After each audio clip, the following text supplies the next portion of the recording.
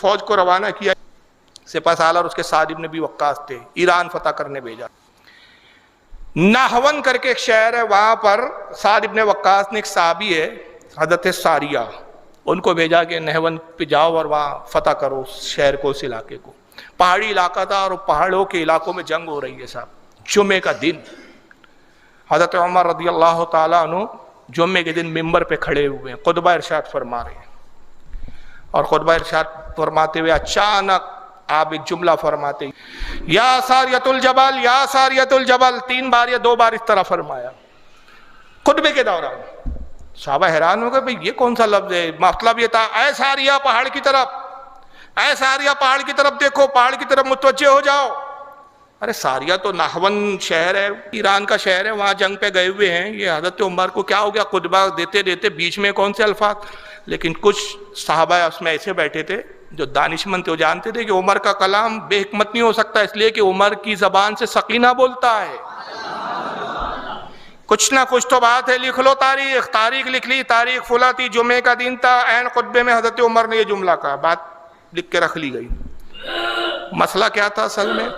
حضرت ساریہ رضی اللہ تعالیٰ عنہ اس طرف لڑ رہے تھے، لڑتے لڑتے وہ پہاڑ کے پیچھے ایک درہ تھا، اس کے کافی لوگ اور دشمن نے وہیں سے حملہ کیا۔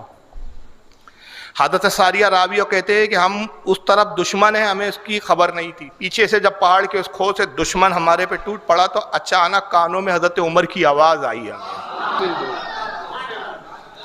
اور آواز آتی ہے یا ساریۃ الجبل، اے ساریہ پہاڑ کی طرف، اے ساریہ پہاڑ کی طرف۔ میں حیران ہو گیا، حضرت عمر کہاں آ گئے یہاں؟ وہ تو مدینے میں، میں جب پلٹا دیکھا فوج ہے، میں نے اپنی فوج کا رخ ادھر کیا، ہم نے جنگ لڑی، اور خدا کی قسم اللہ نے ہمیں عظیم الشان فتح سے نوازا۔ اگر حضرت عمر کی وہ آواز نہ آتی، وہ جنگ ہم شکست میں تبدیل ہوتی، ہم مارے جاتے، قتل ہو جاتے۔ اور جب فتح کی خبر آئی اور جب ٹائم میچ ہوا کہ کس وقت آواز آئی تھی، کہا وقت یہ تھا، صحابہ نے خدا کی قسم جس وقت تم سن رہے تھے اسی وقت ہم عمر کو کہتے ہوئے دیکھ رہے تھے۔ اور جب پوچھا گیا حضور یہ کیسے، تو کہا میں خطبہ تو تمہارے سامنے دے رہا تھا، نگاہ ساریہ کو دیکھ رہی تھی۔ دور و نزدیک کے سننے والے وہ کان لالے کرامت پہ لاکھوں سلام۔ یہ عمر کی نگاہ کا کمال ہے، یہ عمر رضی اللہ تعالیٰ عنہ کی۔ اچھا یہ تو ایک ظاہری منظر تھا نا جو نگاہ دیکھ رہی تھی، اب یہ تو ابھی دیوار کے پیچھے اٹکا ہوا ہے، ابھی اس کو اصل میں انارکلی کی طرح اس کو دیوار میں چنوا دینا چاہیے، اس منوس کو، اس کو دیوار کے پیچھے کی خبر نہیں تھی، دیوار کے پیچھے کی خبر۔ ابھی تو انارکلی کی اولاد ہے کیا کہ تجھے دیوار سے ہی تو پیچھے نہیں آ رہا ہے؟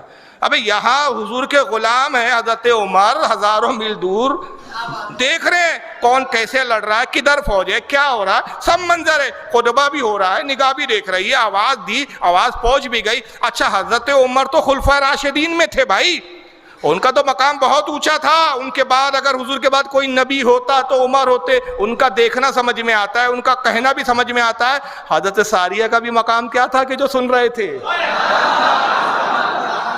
جب سننے والا اتنا اونچا ہے تو کہنے والا کتنا اونچا ہوگا؟ یہ تو ظاہری منظر تھا نا، یہ تو ظاہر کا واقعہ تھا نا، اور یہ روایت کوئی ضعیف نہیں ہے، اس کو مشکات شریف میں لکھا ہے، خطیب تبریزی لائے مشکات کے اندر اس کو کرامت کے باب میں، اس کو امام بہقی دلائل النبوت میں لائے ہیں، اور جو ان کے بہت بڑے مسلم علامہ ہیں جن کو بہت مانتے ہیں یہ لوگ بیچارے غیر مقلد وہابی دیوبندی سب، ابن کثیر نے اس کو البدایہ والنہایہ میں بھی لکھا ہے اس کو، تو کم سے کم ان کو اپنے گھر والوں کو مان لو۔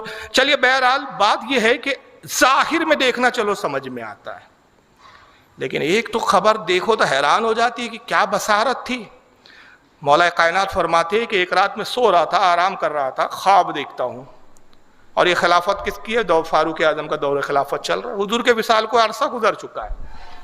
کہتے خواب میں نے یہ دیکھا رات میں کہ اللہ کے نبی صلی اللہ علیہ وسلم مسجد نبوی میں تشریف لائے، فجر کی نماز پڑھائی، میں نے حضور کے پیچھے نماز پڑھی، نماز ختم ہوئی، اللہ کے نبی صلی اللہ علیہ وسلم آئے اور ایک ستون کے ٹیک لگا کر آپ بیٹھ گئے، سارے صحابہ نے آپ کو گھیر لیا، ایک چھوٹی سی بچی آتی ہے کھجور کا ٹوکرا لے کر، کہتی ہے یا رسول اللہ میرے ماں باپ نے، میری ماں نے تحفے میں بھیجا، قبول کیجیے۔ یہ خواب دیکھ رہے علی، ٹوکرا آیا صاحب، حضور نے قبول کیا، اور ہر صحابی سے کہا قریب قریب آئیں اور یہ کھجور لے، حضور اپنے دست مبارک سے سب صحابی کو ایک ایک کھجور دے رہے ہیں۔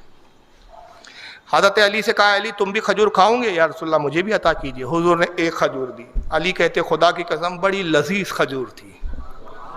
میں نے کہا یا رسول اللہ مجھے ایک اور چاہیے۔ حضور نے دوسری بھی دے دی۔ کہتے بس میری پھر نیند کھل گئی، اور جس وقت نیند کھلی کان میں مؤذن کی اذان کی آواز آ رہی تھی، فجر کا وقت ہو گیا تھا۔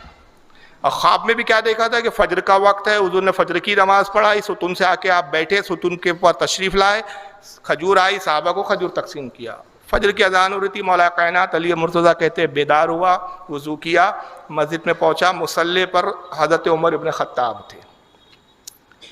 وہی کیفیت، وہی منظر، بس امام بدل چکا ہے، دور بدل چکا ہے، خواب کچھ تھا، حقیقت کچھ اور ہے۔ حضرت عمر نماز پڑھا رہے ہیں، حضرت عمر کی ابتدا میں نماز پڑھی، نماز ختم ہوئی، کہتے میں نے دیکھا کہ عمر نماز پڑھا کے فارغ ہوئے اور اسی ستون کے پاس، اسی ستون سے ٹیک لگا کے بیٹھ گئے جو میں نے خواب میں دیکھا تھا کہ جس ستون سے رسول اللہ ٹیک لگا کے بیٹھے۔ جس طرح صحابہ نے رسول کو گھیر لیا تھا، اسی طرح عمر کو ہم نے گھیر لیا اور ہم اسی طرح بیٹھ گئے۔ تبھی ایک لڑکی آئی، ایسا لگ رہا تھا جو کچھ خواب میں دیکھا وہ سب حقیقت میں ہو رہا ہے، بس فرق یہ ہے کہ حضور کی جگہ حضرت عمر ہے۔ وہ لڑکی آئی، کھجور کا ٹوکرا لاتی ہے، کہتی حضور میری طرف سے قبول کیجئے، میری والدہ نے بھیجا۔ ٹوکری لے لیا، جزاک اللہ کہا، پھر ہر صحابی سے کہا قریب آؤ کہ کھجور میں تمہیں دوں، سب کو کھجور دیا۔ کہا اے ابو الحسن آپ کھجور کھائیں گے؟ امیر المومنین ضرور، ایک کھجور دیا۔ تو آپ کہتے ہیں خدا کی قسم وہی کھجور کی چاشنی تھی جو خواب میں دی، ویسا ہی مزہ۔ میں نے کہا اے امیر المومنین مجھے ایک اور کھجور چاہیے، اس کی ایک طلب ہے۔ آپ نے دوسری بھی کھجور دے دی۔ کہتے ہیں کہ کھجور کا مزہ اتنا زبردست تھا کہ دل نے چاہا ایک اور کھاؤں۔ تو میں نے کہا حضور ایک کھجور اور عطا کیجئے۔ تو بے ساختہ عمر کہتے ہیں علی رسول نے 2 مرتبہ دیا تھا، اگر حضور تیسری مرتبہ دیتے تو میں بھی تمہیں دے دیتا۔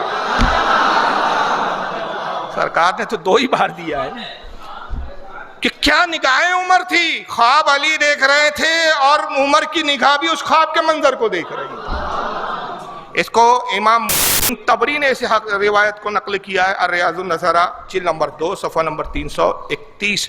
یہ حضرت عمر کی کرامت کے حال تھے۔